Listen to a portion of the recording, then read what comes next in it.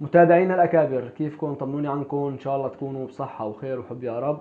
اليوم رح نعمل مع بعض النابلسية، بس مو بالكنافة. حنساوي عجينة بديل الكنافة، حنساويها بالسميد، حتطلع معكم نفس اللي بتشتروه من المحلات وبكونوا مساويينها بالكنافة، ما بتفرق عنا أبدا. يلا خلونا نبلش بالفيديو وتابعوني خطوة بخطوة لتطلع معنا شغلة كتير أكابرية مثل حكايتكم.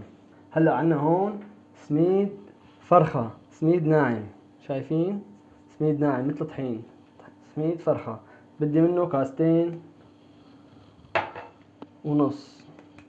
طبعا المقادير حكتب لكم اياها هون بالكوب وبالجرام، حخلي لكم اياهم صندوق الوصف.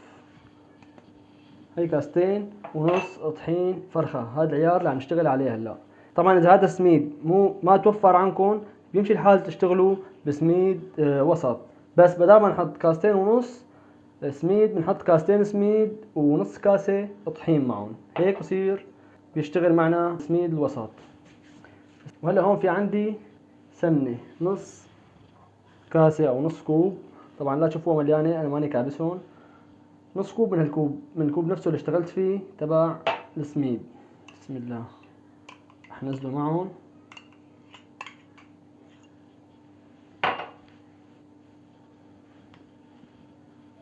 هلا حدعك السميد والسمنة تبعي مع بعض. بسم الله. هلا بعد ما خلطتهم منيح بالسمنة رح انزل ظرف البيكنج باودر، يعني ما يقارب معلقة بيكنج باودر، معلقة طعام.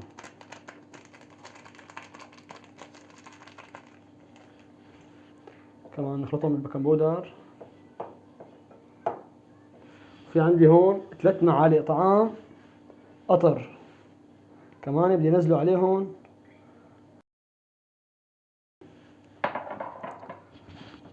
وهلا كمان بفركهم بالقطر مثل ما فركناهم بالسمنة، كمان برجع بعمل لهم فركة بالقطر. طبعا القطر بيعطيها اللون لنا بالسية تبعنا. طبعا هي العجينة اللي عم نساويها هلا هي بدال الكنافة، هي حنستخدمها بدال الكنافة. هلا بورجيكم كيف. بندعكهم كتير منيح مشان يتشربوا القطر والسمنة كلهم يصيروا روح وحدة. هلا بعد ما خربطناهم منيح ودعكناهم بالسمنة وبالقطر، في عندي مي. بالنسبة لعيار المي، كل سميد دائما انا بحكي لكم كل سميد بياخد كمية مي شكل. بسم الله. رح انزل اول كاسة. طبعا كمية المي اللي عندي هون كاسة 3/4، في 300 جرام مي او 300 ميلي، نفس الشي ما بتفرق، الميلي والجرام واحد. هاي خربطهم، ممكن ما يحتاجوا ل 300 وممكن نحتاجهم كلهم ونحتاج فوقهم، كل سميد شكل. انا شايف لسه بدهم. بسم الله.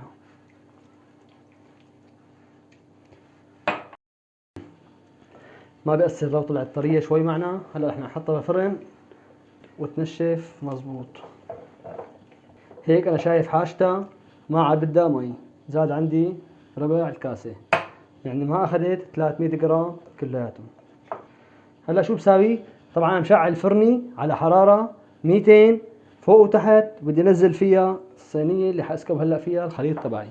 هلا بنجيب الصينية وداهنها بالسمنة انا اختصارا للوقت، وفضيها بالصينية.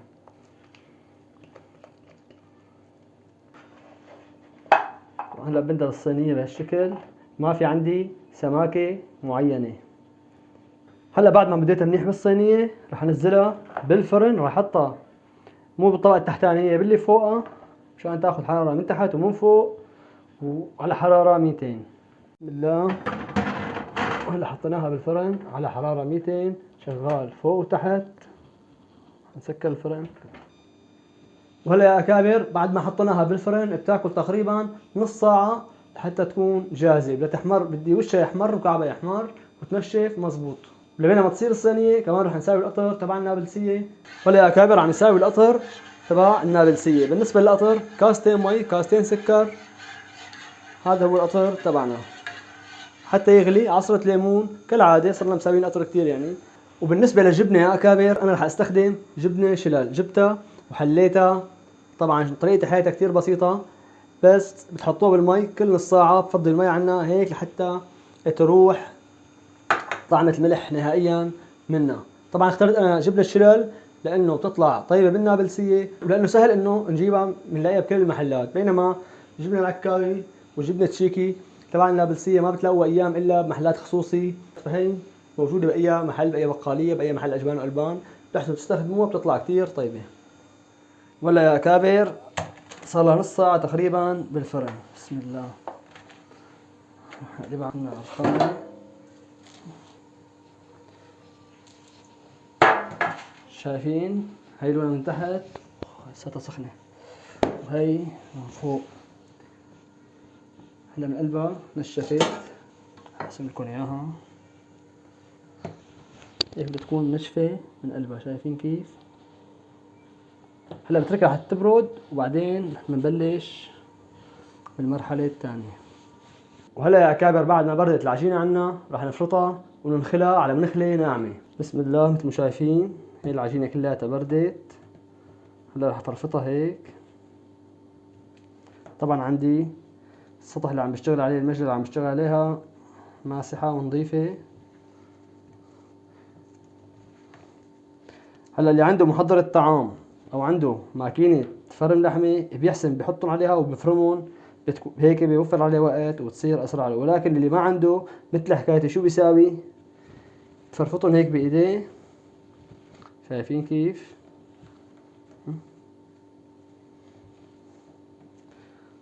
وهلا بنزيحهم هيك على جنب. والصينية اللي خبزنا فيها اللي كانت فيها بنجيب هي المنخلة الناعمة، بنحط بقلبها. شو بنساوي؟ بنفركهم بقلبها.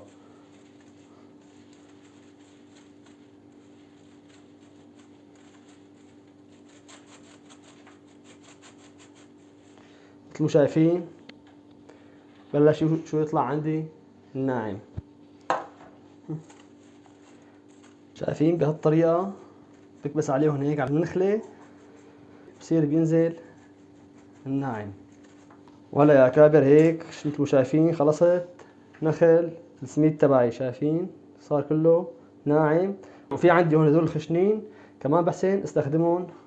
اول شي بحط الناعم على الوش، وبعدين دول بحسن بحط منهم اخر شي بالطبقة الاخيرة اللي تحت الجبنة. طبعا حنشتغل بالمقلاية، مقلاية تيفال. اكيد عنكم مقلاية تيفال.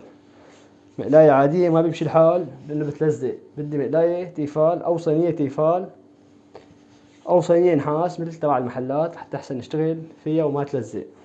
بسم الله. هلا بدنا ندهن المقلاية بالسمنة. طبعا قبل ما ندهنها بالسمنة رايح اجيب معلقة، اخذ شوية سمنة حطهم هون. شايفين؟ طبعا انا حطيته هون بالصحن هلا لانه بدي اصبغ السمنة قبل ما ادهنها عندي بالمقلاية مشان تطلع وش النابلسية مثل اللي بتشوفوه بالمحلات. هذا كله بيكون مصبوغ حتى بيعطيكم هذا اللون الاحمر الحلو اللي على حمار على وردي. بسم الله. عندي هون صبغة صفرة، حط شوي نقطة، وبدي احط هون صبغة حمراء كمان شوي.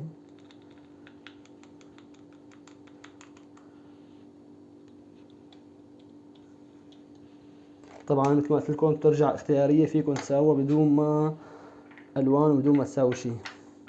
السمنة فقط من غير ما تصبغوها، ولكن انا فقط مشان التصوير هيك والجمالية عم نعمل الحركة هاي.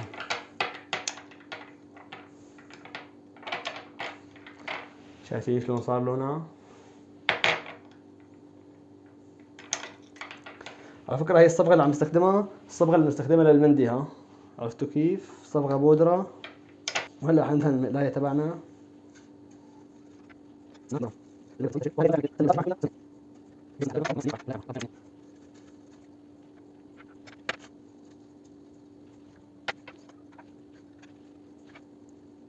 وهلا يا كابر شو بدنا نساوي؟ بدنا ندخل اول طبقة بالمنخلة مرة تانية.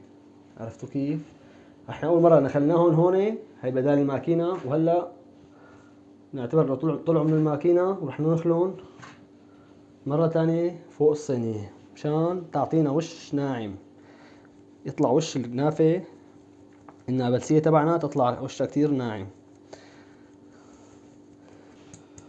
هلا هيك نشوف الكمية هي ان شاء الله صارت كافية. بعد ما نخلتهم وزعهم بهذا الشكل بالتساوي على كل الاطراف.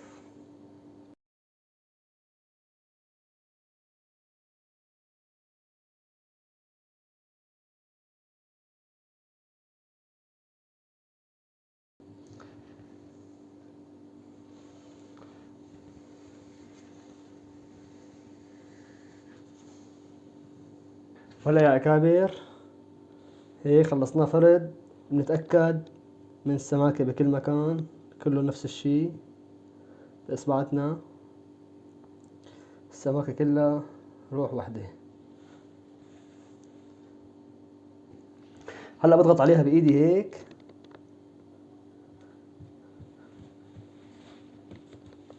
شايفين بهالشكل.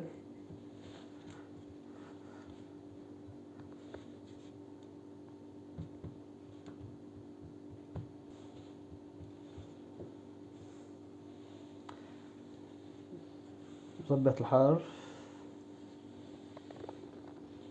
هلا بعد ما كبستها منيح بجيب الجبنة تبعنا اللي حليناها ومفرفطة فوق الكنافة موزعة.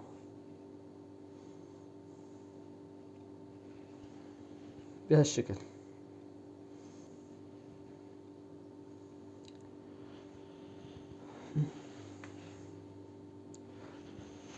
وهلا حبايب القلب بعد ما دعمناها بالجبنة، هلا بقى صار وقت الجد. رح نروح على الغاز.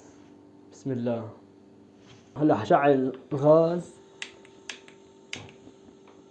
ونوصل على النايس تحتها. شايفين غازي على النايس. بسم الله. هلا هذا القطر بدنا نقيمه لانه حيضايقنا. احنا عم نلف الصينية. خلوا الغاز فاضي مشان تستحكموا بلف المقلاية تبعنا. طبعا يا كابر المقلاية بدها تمشي على جنب الغاز هيك. شايفين؟ ملاحظين معي هون شلون على الطرف هيك بدها تمشي، وبلف بهالطريقة. بنضل مندور هيك لحتى نشوف الداير زهر او صار باللون اللي بدنا اياه. هلا مثل ما شايفين حبايبي بلشت الجبنة عندي تذوب، وبس بلشت تذوب شوفوا بتبلش بتطلع شو مي. بجيب هرمتين او اي خرقة نظيفة وببلش انا وعم فتل سقي المي اللي عم تطلع من الجبنة. شايفين؟ هلا يا كابر اللي شايفه انه الكنافة تبعنا صارت جاهزة. الجبنة تبعي ما عاد طلعت مي، الداير تبعي اخذ لون مثل ما شايفين.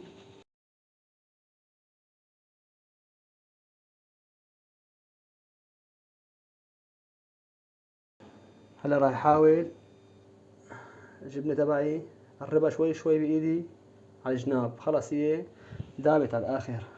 هلا يا كابر راح اطفي عليها الغاز. استوت هيك وصارت جاهزة عنا. حدقها دقتين. شايفين شلون على الجناب مشان حرر اطرافها. هي الصينية اللي بدي اقلبها عليها راح اغطيها شوي خلي الجبنة تسيح على الاخر. بينما تسيح الجبنة القطر تبعي راح احطه على الغاز ودفيه لانه بدي القطر يكون دافي. لا ولا حقلبها. يا الله يا كريم.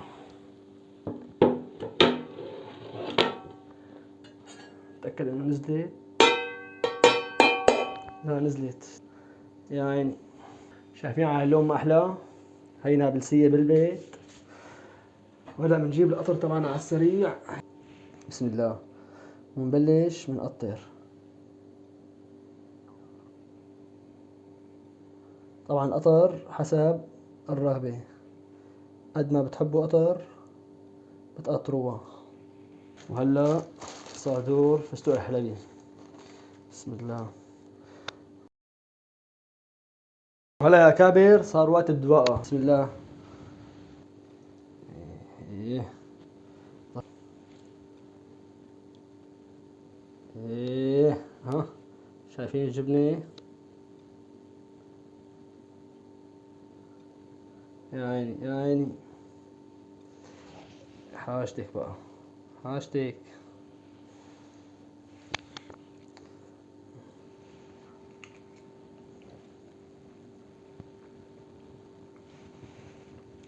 شي فاخر على الآخر يا جماعة.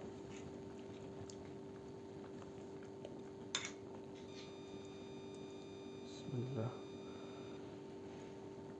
شايفين الجبنة؟ بسم الله.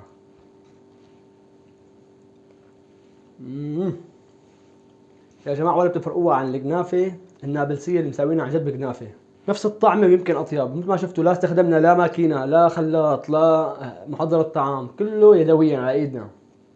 ومثل ما شفتوا طلعت معنا شي فاخر على الآخر. بتمنى تكون الطريقة عجبتكم وتكون سهلة، وتجربوها وتبعتوا لي الصور على حسابي على الانستا او على صفحتنا على الفيسبوك. طبعا وصفة اليوم هدية لكل حدا بيته مثل حكايتي باخر الدنيا، بعيد عن المحلات، بعيد عن المحلات الحلو، بعيد عن المحلات السوريين بالذات المغتربين.